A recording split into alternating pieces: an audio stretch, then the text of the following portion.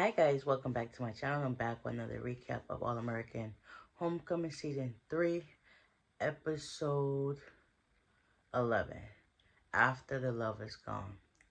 So, it starts off with Simone practicing, and after a while, she's like in a funk, and it's just like everything is just not clicking for her. So, she ends up well, talking to Lando, JR, and Cam. JR and Q and Cam. Well, basically JR suggests that she take a 48-hour purge to see where her headspace is at. Cam decides to make her breakfast because when they come to the house, she's eating a bowl of cereal, which is not good for her health and her mental state. Keisha and Nate are out of town in New York doing some things. And it's just like, okay. I wonder, like, is Cam and JR still cool? Or are they just being cordial? Because they were both in the same room. It was like no animosity towards them. It's just like, okay, it is what it is. Also, Cam told Simone that he has a ATL event to do with Gabby for Valentine's Day and stuff like that. Um, what else happened? Oh, come to find out, Cam got to end up writing his song over because supposedly J Marks doesn't like it, and him and Gabby were basically just like, running ideas towards each other and stuff like that. I could honestly see how, when you spend so much time with somebody that's your friend, whatever the case may be, you can see a little chemistry.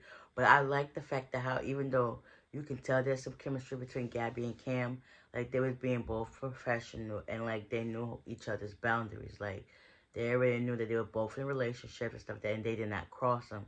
Now I don't know what was going on with Keisha and JR. It's just like, I guess because they got that trauma bond. Like her body is literally inside of his body, so it's like it's fused like it's one. But that's not an excuse, but not to say the less. So, anyways, so after that, Simone she ends up going to her support group. She basically tells them how she's feeling, and then her mentor was actually advising her to like see what you really feel that you really want to do. Like, do you feel like you need to give up tennis? Do you feel like you need to just focus on your life and your health and just see where things go from there? So she decided to take that into accountability and see like maybe they got a wholesome merit, whatever the case may be. So it's now the next day, whatever the case may be. Um, Lando hears everything that she got to say, so he's advised her. Well, before that, um, Simone was going to go practice, but she ended up crossing her name off the list. And she went to the bar to get something to eat. When she's there, Lando sees her. Eva supposedly shows up, and Eva says some things to her. She was like, listen, I don't want to be the midst of calling you like a homewrecker. I said that, plus you're one of my sorors. And she's just like, okay. And then she had to leave. And then Lando went behind her. Because both Lando and Eva, they was just like, okay. But anyway, Lando went behind her. And he was like, next day I'm going to call you and tell you where to meet. And that's just what it is. There's going to be a surprise. So, after that, Cam goes to the recording studio, and he decides to bring Gabby with him. J Marks told him that he don't like the song after he was just vibing with it and made him change the lyrics and stuff like that. So by this time, Gabby done pulls up, and Cam is doing something, I guess, in the studio because he got his headphones on. So J Marks tries to hit on Gabby, and Gabby was like, nah, I'm good, I'm whatever. And just so happens, Cam walks into the room right on cue, and he was like, what's good? Is everything all right? And Gabby was like, nah, I'm just going to go to the bathroom and stuff like that. So she got her stuff and left. And then J Marks made a slight comment, and you can tell Cam picked up on it, but he wasn't quite too sure. He was just like, everything is good. And Gabby was just like, I'll be right back. Like, signaling some stuff.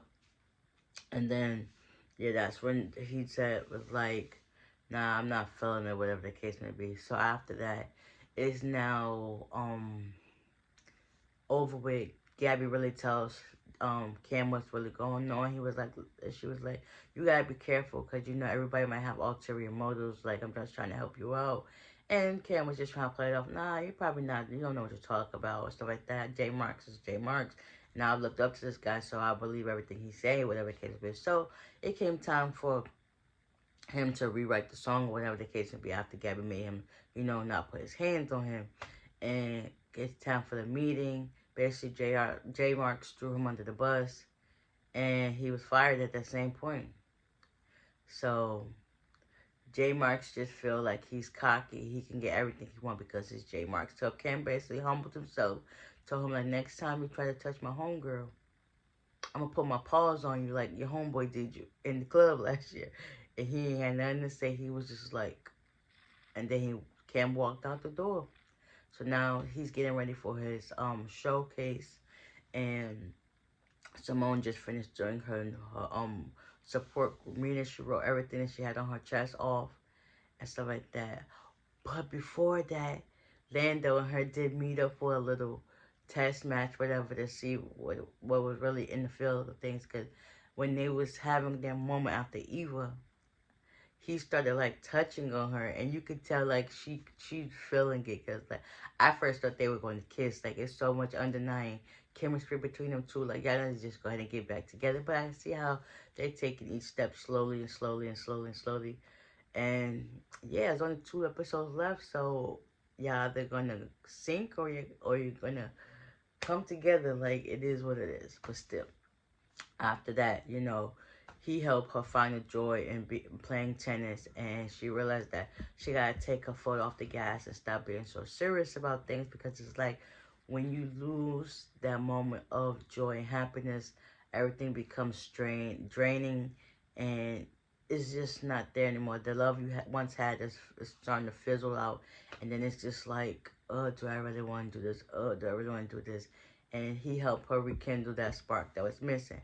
I just think it's just him. Whenever he's around, she's so upbeat and positive and chipper and all that other stuff. But when he's not around, she just feels like, ugh. But yeah, who knows? So they have their little meeting, whatever the case may be. Also, this part I left out. Noah comes back into town. Um, his dad, Marcus, is basically trying to tell him what he's supposed to do. Kind of found out his mom took his phone because all he wanted to do was talk to this girl. And JR comes in right in the nick of time. He basically tells him they're going to this engineer thing. He finds out that Gabby and JR are no longer together. He didn't want to even go. And he was just like, But also at the same time, um, Noah asks JR to see his phone. And come to find out, he said we're going to text his mom. He ended up texting the girl, Sierra.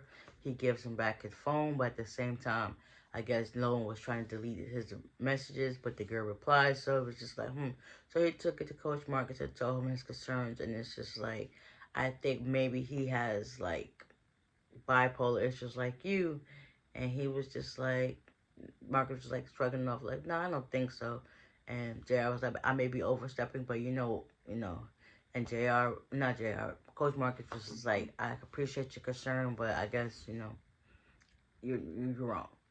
So, long story short, um, Marcus went to get food the later on that night, and he was just talking. He was like, if there's something wrong, you could tell me. He was like, yes. Basically, when he get back with the food, the whole place is a mess. We think somebody robbed him, and this dude is in the bathroom washing his hands, and he's calling for him. And he's just like, hey, what's up? He was like, maybe we should talk to somebody. He's like, I don't want to. And punches the wall. Yeah, all the signs are definitely relevant and obvious. Like, he got to do some talking and tell his mom what's really going on, because that right there, you would think somebody robbed the place. Bipolar tendencies is nothing to play with.